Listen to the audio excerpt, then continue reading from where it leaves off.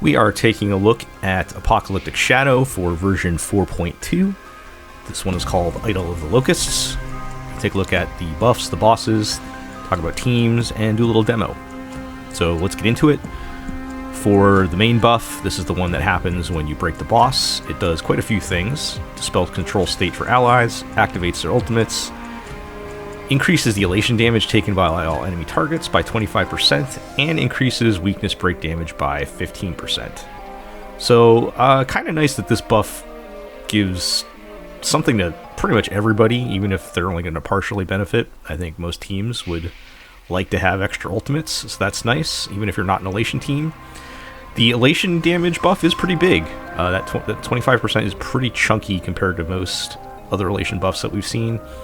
And increasing weakness break damage taken by 15% technically does favor break teams. It's not like just break damage, it's your weakness break damage, so like when you actually break. So it's a nice thing to have. None of this is really worth, building around, of course. You really want to take a look at the actual node buff and whatever the boss mechanics are as priority. So this is usually just a nice extra thing to have, especially since you're probably going to get it twice in the entire match. Okay, so we'll move over to looking at Node 1. We've got the Sparksy boss again. She's just all over the place in 4.0. I think she's been in every endgame, probably. So, you probably know how she works at this point. There's a subfield that she puts you on, so you pick one character to go fight 3 enemies by themselves, while the rest of the team fights her. And they can't really hurt her. The only thing they can kind of do is hit. There's monitors that you hit one to increase, basically increase damage for your off-field character, and you hit the other one to decrease the damage that they take to kind of help them out. Now, this particular version of Sparksy, which we're going to see in the demo, a lot of times the bosses in Apocalyptic Shadow kind of have special mechanics. So this one will actually reset the number on the monitors for the buffs. So when your team is hitting the monitors to boost damage or decrease damage, it'll eventually reset, but it'll also do pretty considerable damage to the subfield enemies, which is nice. So there's kind of incentive for your main team to do something just to continue attacking, which is cool. So a lot of times in the Sparksy fight, they'll max out those monitors and have nothing meaningful to do. So that's kind of a neat addition. That's it. Conceptually, it's kind of the same thing, though, where you want a strong character with probably blast damage or some AoE that they can take out the 3 enemies that they're fighting as quickly as possible, get back out on the main field, and take out the main boss. So, keeping that in mind, let's take a look at the buffs that are available in Node 1. So, the first one, we have Beaming Bliss. Increases elation damage taken by all enemies by 30%. Another pretty big elation buff. When there's a character following the path of elation on the team, increase the weakness break efficiency of all allies by 50%. Also very nice. Weakness break efficiency is amazing in Apocalyptic Shadow because you want to break. That's the whole point.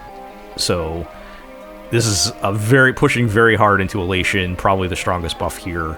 So definitely worth taking for your elation team. And so that's going to mean, of course, Silverwolf level 999, who's out now. Or you could play Solo Sparksy. Solo Sparksy is also good against herself on the Sparksy boss. And elation in general, it's kind of favored in that fight because the elation skills can damage both sides. So even if you have Sparksy and Yao Guang and the main team and they're not on the subfield, they can still help damage the enemies if you've got, say, Silverwolf on the other side. Okay, so second buff, Collapse on Sight, increases all enemies' break damage by 10%. After breaking an enemy's weakness, increase all allies' speed by 15% for 2 turns. So this is obviously supposed to be the break buff, right? And you'll want to use Firefly or Rappa in this fight. I don't think Boot Hill's going to do very well. One, just survivability. He takes a lot of extra damage when he's in his taunt mode, and he's going to be by himself taking damage from 3 characters. Also, just the speed of taking each of those 3 characters out one by one is going to be pretty slow. But Firefly and Rappa are actually quite good in this fight, so those are good choices. Interestingly enough, the break damage buff doesn't sound like a lot. That is actually... They're very cautious with break damage buffs because that can escalate quickly, so it's not totally unusual to see something that low. But it is still feels a little underwhelming. The speed is interesting because technically anybody can benefit from that, because even if you're not a break team, you're still going to be breaking, right? So that's something to maybe consider, since the third buff is also not really a great generic buff. Nothing in this Apocalyptic Shadow is like a great generic buff, so if you have characters that really want speed, that might be something to consider. Although I do think for this node, most like other characters that don't fit one of these things is probably going to want the third buff. So let's take a look at that one. This one is called Heroic Vanguard. After the character in position 1 in the team uses ultimate, their weakness break efficiency increases by 50% and increases crit damage by 50%, which sounds great, but that last part of this is lasting for one turn. So that's a great buff to get the weakness break efficiency and a pretty solid crit damage buff. And, you know, most teams are hyper carry, so your teammate in position 1 gets it. That one turn is rough, though, and I think that one turn indicates that this is designed for Finon, because, as you may know, when you use Finon and he enters his ultimate, it kind of freezes whatever buffs that he has, and it counts as like one turn for the purpose of buffs while he's in his ultimate. So it fits his kit perfectly. As for everybody else, it's a little rough. That one turn buff is a little rough. But you know, it's better than nothing, which is what you're probably going to get out of the other 2 buffs. So I think this is the closest one we have to like your generic buff. Now I will say one nice use of this buff is with Mydei, which is what I'm going to use for the demo today. And Mydei is actually pretty good in this fight. His elements do line up with the main boss, with Sparksy, so he is capable of breaking her, and that's very important in Apocalyptic Shadow. And he likes taking punishment. Taking damage makes him stronger, and so having him out in the subfield by himself to just get entirely targeted by all the enemy attacks can actually make him pretty strong, and he can blow through them pretty quickly. So that's a fun option here for this particular node if you don't have, you know, one of the other ones that lines up perfectly here. Also, I do try to do E0 characters for these demos, and I have E0S1 Mydei, so, or at least I try to use E0 for the DPS. My supports are what they are, so I do have some Eidolons. Tribbie is E1S0, so it's kind of the same investment. With Dance, of course. My Cyrene is E0S1, and my Hyacine is E1S1, so it's a little bit of a higher investment. Okay. So, moving on to node 2, we have the I can never say is it Scarabaz? Something like that. The officially it's Star Devourer or whatever, but you know the name, right? So this is the big bug boss. Pretty gross if you actually read the description, but you know they spawn a bunch of bugs, and you know they consume them for eggs, and it makes them stronger. Basically, in this fight, you want to keep killing the bugs as much as possible. It will reduce the strength of the main boss. It will make them more vulnerable to damage. And in Apocalyptic Shadow, it'll most importantly help reduce his massive toughness bar. So he gets like a triple-sized toughness bar, and killing the bugs will help reduce that. In fact, in Phase 2, at some point, he will lock his toughness bar, and that is the only way to reduce his toughness bar. So, important then that you have good, strong AoE to take out the bugs. Single-target characters are going to have a tough time with this fight. Even blast characters might have a tough time with this fight. So, AoE is good. With that in mind, let's look at the buffs. And these are even more restrictive than the first ones. So our first buff, Tarsus Infection. After an ally target deals dot to an enemy, 1 energy is regenerated. Dot dealt by all allies ignores 40% of enemy targets, all type res. So for your dot team, this is actually an amazing buff. You'll get a lot of energy, which is great, especially for Kafka, so you can keep just her ultimate going and popping more dots. And 40%, ignoring 40% all type res is very strong. That is the new Welt E4, basically. I don't know, it's even stronger than that, I think. I think his is only 30%. So it's a pretty great buff. And actually, it's probably your best option as the generic buff as well. Keep in mind, everybody does apply dots once they weakness break enemies. So it's not just the dot team that does it. It's just you're not going to get any damage out of it, but you'll at least regenerate some energy. It's better than nothing, which is what you'll probably get from these other 2 buffs. So the second one is Knowledge and Decorum. When any character following the path of erudition is in the team, increase all allies all type of resistant res pen by 25%. So path of erudition, you're going to think the Herda.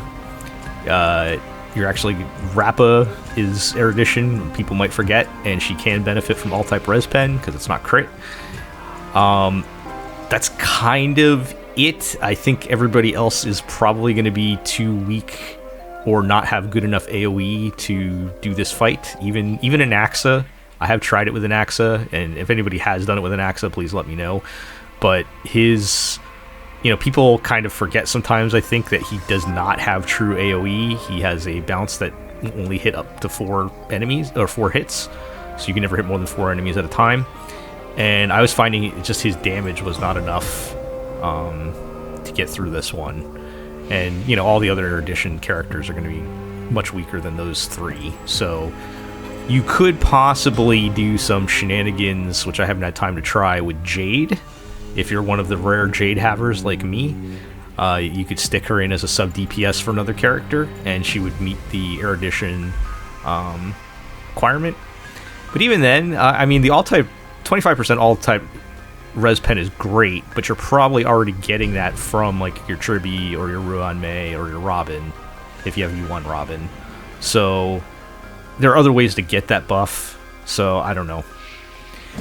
It's an interesting choice. And finally, for the last buff, we have Past Life Shadowed Reverie.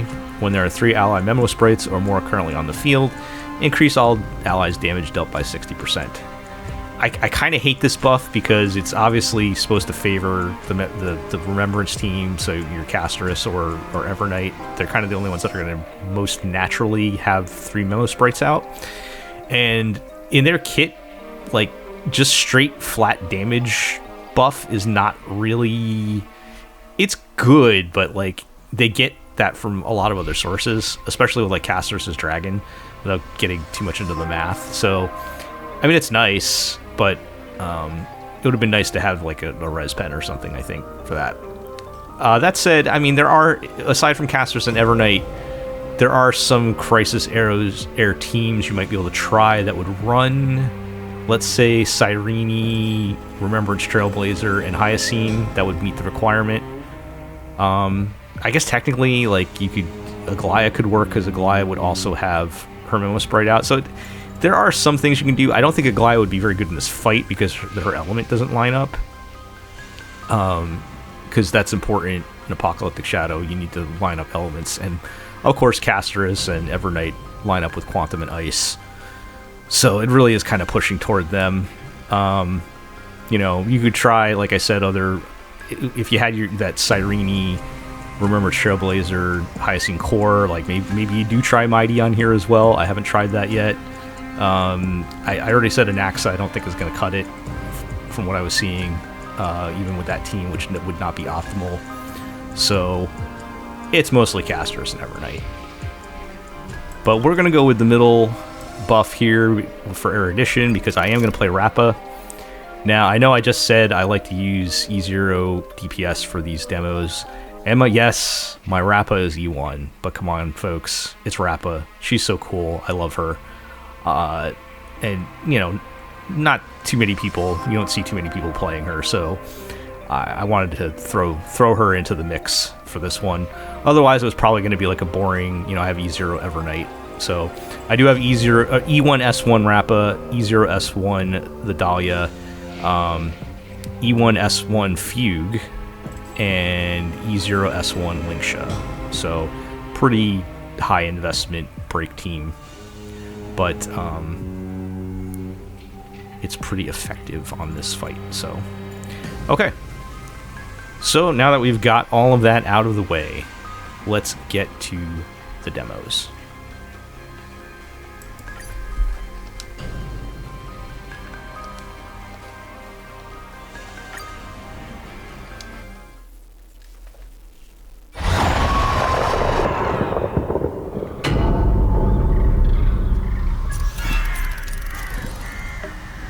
Okay, so we've got Mydei in the first node. Turn over this eternal pit. I know there are some different team options you can use. I personally think this is his best team, with Tribbie and Cyrene. And I've always had better results with Hyacinth than with Luocha. I know some people swear by him, especially I think if you have like, I think it's E2 Mydei. Okay, so we've already got Mydei on the subfield by himself, and the main team fighting Sparksy. And you can see every time I hit those monitors, the number either goes up or down. We'll talk about that when we get back over there. And Mydei is down here fighting these three enemies by himself.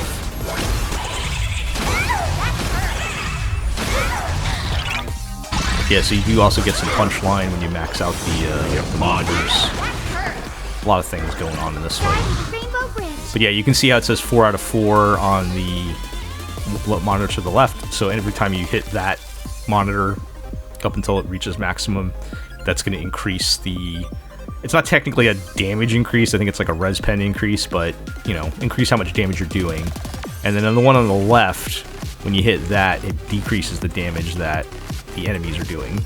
So that's like the way they kind of made it so your main field team isn't completely useless, because while your character's in the subfield, Sparksy is like almost invincible. Like she has insane damage reduction. Stars, shine for the heroes. So once we get Cyrene online, we're gonna start really tearing through them here.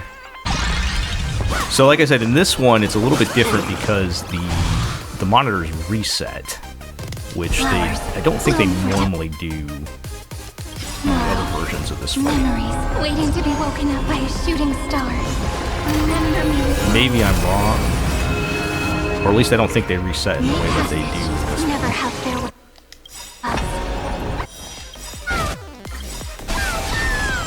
Okay, so I hit Tribbie first, and then I'm going to hit Mydei next. So yeah, so you can see how we actually got that extra bit of damage on the subfield, which is a nice addition to this fight. Alright, so that should take them out pretty easily. Don't blink. Now, if you're not familiar, Cyrene's effect on Mydei is he makes him do the big Godslayer, the God-slaying punch, or whatever it's called. And getting extra attacks of that is very good. And otherwise, we're just going to try to get the break here because it's Apocalyptic Shadow.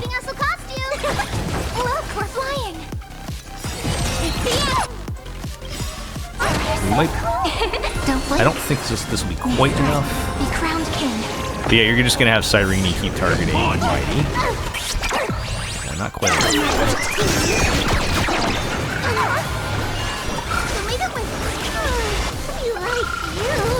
Burn it all. There are other benefits to Cyrene too, but I don't remember them all, for being honest.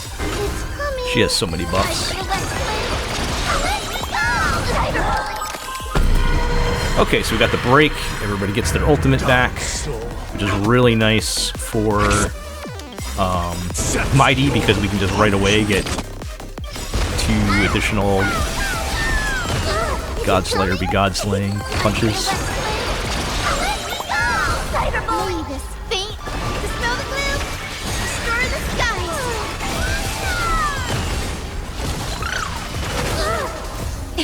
Don't blink. May strike be crowned king. Conquer all that. Very nice. Don't blink. May Try strike to hit her with be one crowned more king. before we get thrown into the Shadow Realm here. Hatred with love. Fury upon you. Conquer all that. Special guest. Okay.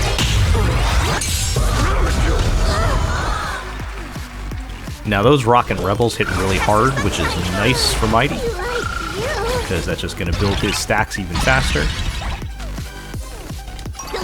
You can see this fight's a little bit different too, because the monitor is now the 5 count, which I don't think it does in the normal version of this fight. Don't blink. May strike be crowned king. Fury upon you. Yeah, Mydei's hitting hard. He is hitting hard in this fight. Yep, and I can't die. they're just gonna keep making him stronger the more they hit him. Conquer all that.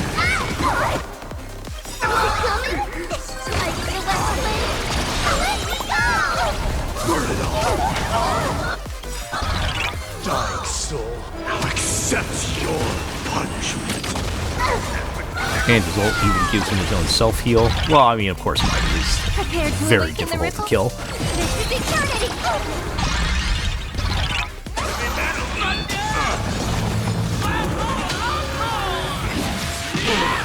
Guide with Rainbow Bridge. It's funny because Watch closely. I tried using Mydei in the same fight in Anomaly Arbitration, but because it has the like opening waves, that he was bad at those. It just did not work out. So like he was pretty good in the Sparksy fight, but getting there was the problem. But that's Anomaly Arbitration. That's a whole other conversation. With them sending whole waves of enemies before you even get to the boss. Don't blink. May strike be crowned king. Alright, will that be enough to take him out? Ooh, so close. Have some sunshine. So close. Well, Mydei will get him on the next hit here. All energized. You're so cool.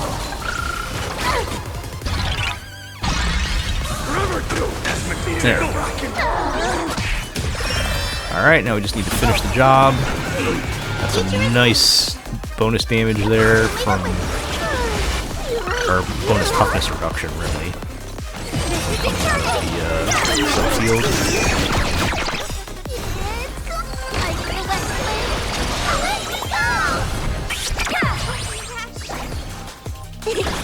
Burn it all. Dying soul, now accept your punishment. Fury upon you. There we go, there's the break. So we'll do Mydei's first so that he starts gaining energy again. We'll do Tribbie next to reset her ultimate follow-ups.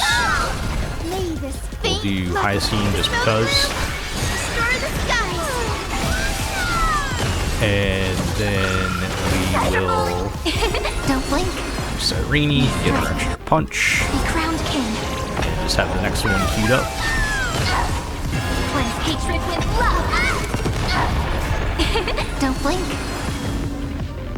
Oh, I did it too soon. Whoops. May strike be crowned You gotta let the punch happen first. My bad. Conquer all that. didn't matter, he only needed one. 5 million damage. Okay, so 3571 is a really good score from my E0 Mydei. That's just a nice fun matchup for him. So, let's go on to the next one.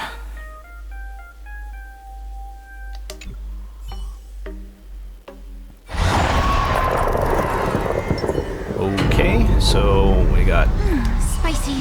Skarkabaz, or however you say his name.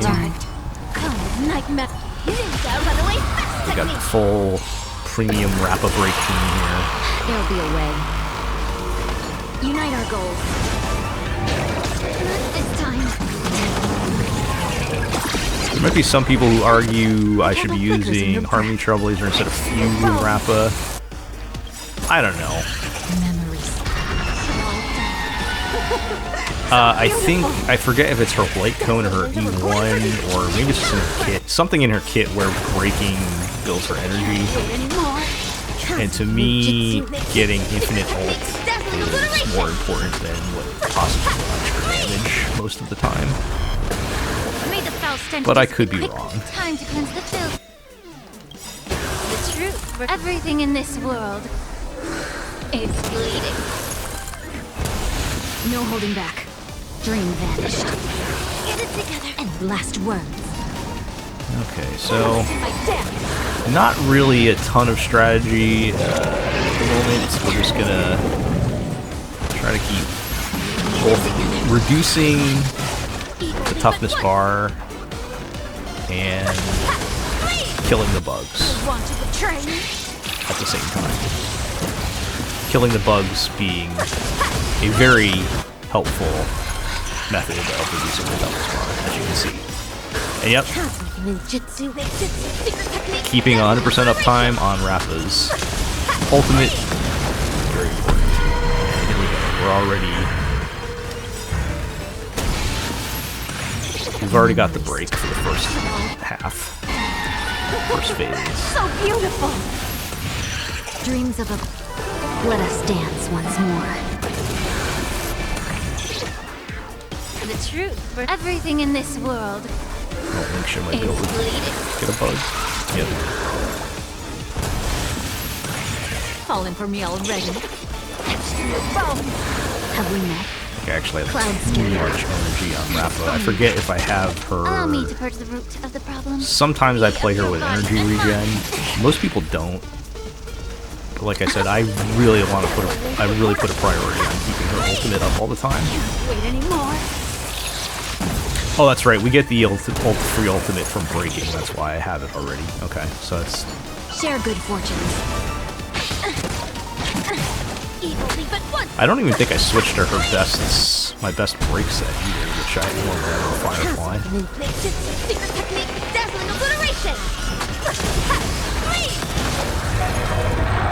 Alright, so we blew that phase 1 out. Good. May the foul stench dissipate quickly. Tangle is annoying. Time to cleanse the filth. And last words. Emulating my dance. And we're basically losing a turn. I don't have a way to summon Lingsha's bunny. So beautiful. Maybe if I take a hit here. If Lingsha takes a hit and I get my ultimate, that would be great. Okay, well, the emergency button. Get it together. The candle flickers in your breath. Okay, so presently, as you can see, we cannot do anything with the boss. We have to kill the bugs. It's bleeding. So I'm gonna lean this way. You wanted the train?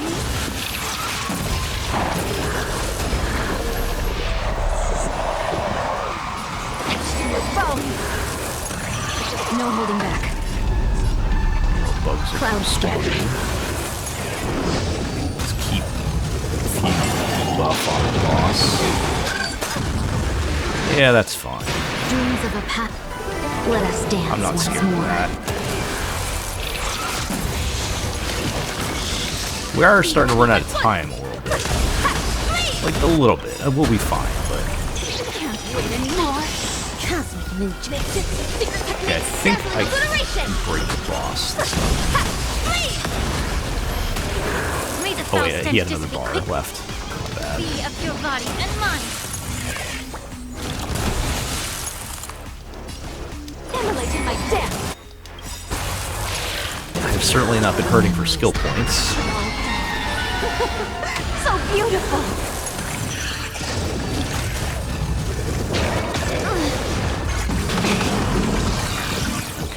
Stunning Dahlia when she's got 3 stacks. Not really that big of a problem.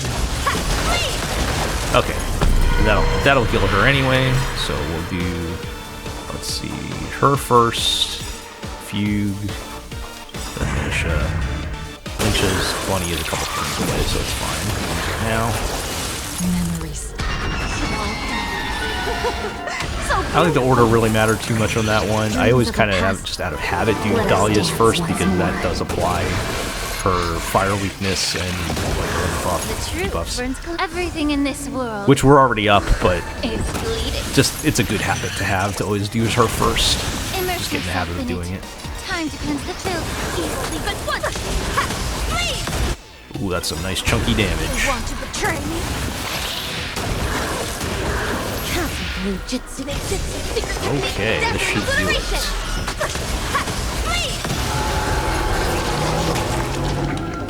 Look how cool she is, just standing there. Or farming. That's what the kids say these days, right?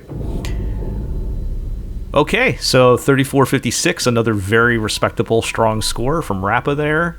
For a total of 7,000. We broke the 7,000 mark with my easier... Well, okay. Rappa was E1. I'm sorry. It's a premium break team. But very solid clear. Very happy with that. Overall, it's a bit of a restrictive Apocalyptic Shadow compared to what we've had recently. But on the flip side, I think it's maybe not quite as hard as some of the other endgame we've had either. So, you know, hopefully you have some of those teams and can work with those buffs. Okay, so that'll do it for this one. Hope you found that helpful or at least entertaining. If you like this, like, comment, subscribe, all that good stuff. Ring that notification bell, and we'll catch you next time. Bye.